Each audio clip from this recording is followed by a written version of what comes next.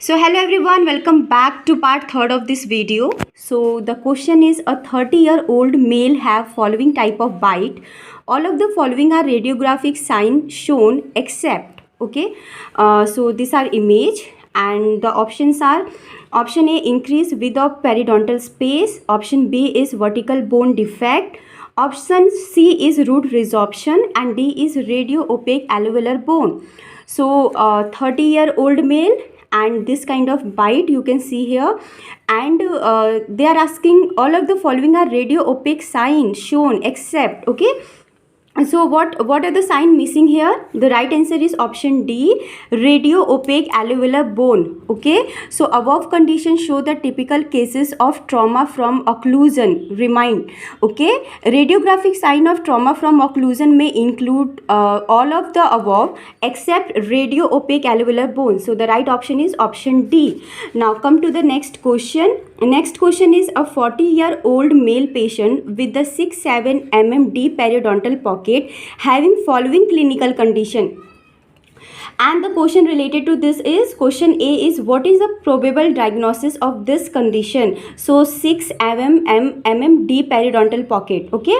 Now the question is, what is the probable diagnosis of this condition? The options are gingival abscess, periapical abscess, periodontal abscess, and pericoronal abscess.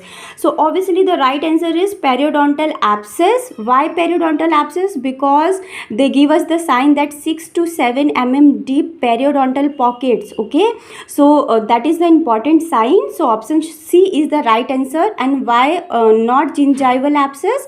Because gingival abscess is localized abscess. Remember, acute inflammation is present there, and variety of sources are responsible for the gingival, and other microbial plaque infection, trauma, and other foreign body impaction maybe create a gingival abscess. But here is the right answer is the periodontal abscess, because 6-7 mm deep periodontal pocket. In gingival abscess you don't find that much of abscess or that much of pocket, okay. So the right answer is option C. Now the next question is, what is the most reliable factor to differentiate between periodontal abscess and periapical abscess? So the option is pain, vitality of pulp, exudation, and all of the above. What is the right answer? The right answer is option B, vitality of pulp. It is a very important question. Why? Because in periodontal abscess, the periodontal abscess associate with pre-existing periodontal pocket. Already there is pocket formation occur, okay. And radiographic, if you take radiograph, they show periodontal angular bone loss or furcation radiolucency. And the most important thing in periodontal abscess, that when you do the test, they show vital pulp. So in periodontal abscess you find the vital pulp, okay. But if we talk about the pulpal abscess, offending tooth may have large restoration, and the most important thing is test show non-vital pulp. So only the vitality of pulp and non-vitality of the pulp differentiate the periodontal abscess and pulpal abscess, okay. So the right option is option B, vitality of pulp. Now come to the next question. What is the loading dose of amoxicillin is given to this patient? Your option is 500 mg, 625, 1 gram, 1.5 gram. So here is the right answer is option C, 1 gram. Although 500 mg also right, but the priority we give is 1 gram. So option C is the right answer. Now come to the next question. You can see that image. Again, this is a very important question. So a 40-year-old HIV positive patient showing falling clinical condition with a smear of lesion showing hyphae and yeast type of lesion. So again, 40-year-old patient, HIV patient, what are other signs they give here? Hyphae and the yeast type of lesion, okay. You can saw that lesion also in picture. Now what are the question? What is the probable diagnosis of the condition? Your options are options A, Kaposi sarcoma, option B, bacillary angiomatosis, then option C is oral candidiasis, and there is NUG. The right answer is oral candidiasis. The image is of candidiasis, because candidiasis is the most common oral lesion in HIV disease and has been found in approximately 90% of AIDS patient, guys, okay. So the right answer is candidiasis, and if you do the diagnosis of candidiasis is made by clinical evaluation.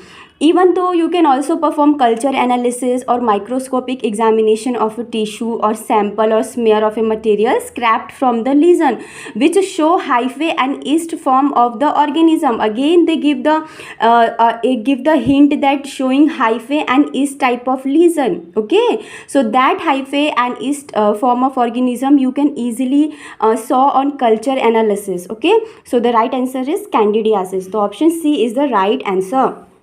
Now come to the related next question, which is the least common form of this condition. So there are four types of candidiasis: pseudomembranous, erythematous, hyperplastic, and angular cheilitis. So the option C is the right answer. Hyperplastic is the least common form of this condition. Remember, okay. Now next question is, what is the dose of ketoconazole used for this patient? Because it's a fungal infection, so ketoconazole is an antifungal drug. So what is the dose of ketoconazole used for this patient? The options is 200 mg, 100, 150 and 220. The right answer is option A, 200 mg. Now next question, what is the contraindication of drug ketoconazole in this condition? So there are many options, like if aspirate transminase AST level is greater than 2.5 times normal, if AST level is greater than 6.5 times normal, greater than 1.5 time and greater than 0.5 time normal.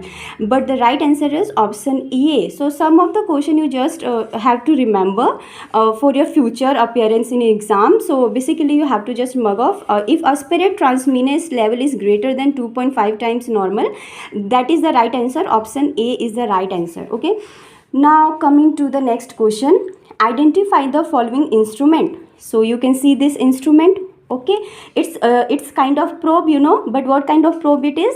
The options are Marquis color coded probe, University of Michigan O probe, UNC 15 probe, WHO probe. Identify the following instrument. The right option is UNC 15 probe. The option C is the right answer. Why? Because in UNC 15 probe, 15 mm long probe with millimeter marking at each millimeter and each 5 millimeter, and color coding at the 5th, 10th and 15th millimeter. So this is 5th, this is 10th and this is 15 millimeter. Okay, that's why it is a UNC 15 probe. And other options, if we see, Marquis color coded probe, right? So in Marquis color coded probe, there is calibration in 3 mm sections. Okay, so there is marking in each 3 mm of section. And in University of Michigan O probe with Williams markings. Williams marking, if you remember, 1, 2, 3, 5, 7, 8, 9 and 10. So William probe is also known as University of Michigan or O probe, right? So here answer is UNC 15 probe, because marking in each at the 5th, 10th and 15 millimeter. So the right answer is option C. Okay guys, hope you can understand. If you have any query, you can ask me. And come to the next question, a very important question, because these are the image based question and this all questions are given in book, but still I am explaining you, because through video we can understand very easily and many more. So what is the stroke of this instrument? Okay, so before telling what is the stroke of this instrument, there are two type of stroke, either pull or either push. Okay, but what kind of instrument it is? It is a sickle scaler. It is a perio instrument used for scaling. Okay, used for cleaning the tooth. So the option A is push stroke, option B is pull stroke, option C is both A and B, and option D is none of the above. So what are the right answer? The right answer is pull stroke. We use sickle scaler in pull stroke. Okay, so option B is the right stroke. Now come to the next question. Next question is, in which type of patient use of this device is contraindicated? Okay, so you can see what kind of device it is. It is a air powder polishing device.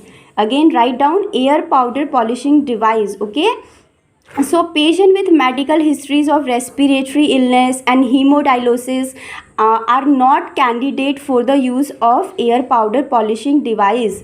There is contraindication of that kind of patient. Okay, so what are the right answer? The right answer is option D. None of the above is the right answer. Okay, now come to the next question. Next question is, from which material does the following agent is manufactured? There are many options. Option A is cellulose, thrombin, oxidized regenerated cellulose, and pork skin. So the right answer is option D, pork skin. Okay, the image is of an absorbable gelatin sponge. You have to remember this. The image is an absorbable gelatin sponge. It is a porous matrix prepared from pork skin that helps stabilize a normal blood clot. Okay, so this we use in a normal blood clot. So the right answer is, because it is made up of pork skin, so the right option is option D, pork skin. Okay. Now come to the next question. Next question is, what is the purpose of using the following? Okay. So the option is for regeneration procedure, as a periodontal dressing, as an antimicrobial agent, and none of the above. So the right answer is option A. For regeneration procedure we use this. Okay, so the right option is option A. Okay, now come to the next question. What is the main disadvantage of following probe system? Okay, so what are the options we give here? Probing force not constant, B is invasive, C is manual reading, and D is lack of tactile sensitivity. So here's the right answer is tactile sensitivity, option D. Florida probe system is an automated probe system, and this is a Florida probe system. Remember, this probing method combines the advantage of constant probing force with precise electronic measurement and computer storage of data, thus eliminating the potential error associated with visual reading, and also eliminates the need for an assistant to record the measurement. So the option D is lack of tactile sensitivity is the right answer. Now come to the next question. All of the following is true about the following case except. Okay, so you can clearly see the abrasion here. Okay, there is gingival recession here, and the question is all of the following is true except, means you have to find out the wrong one. Okay, so loss of tooth substance caused by mechanical wear. Of course we can see that there is mechanical wear is present. Option B is most common cause is tooth brushing with abrasive dentifrices.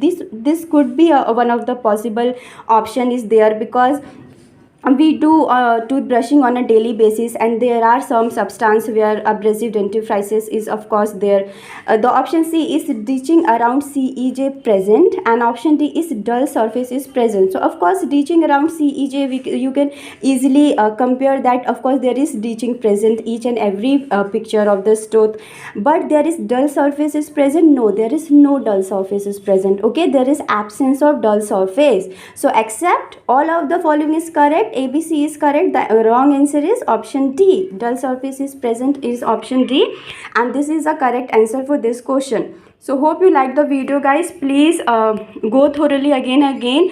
It's a very tricky question, and at the same time very easy if you remember just diagram. Hope you like the video. Please go through, and if you have any query, the next part I can upload it of course for sure tomorrow. You can saw and mug off all of this question. Okay, then stay healthy.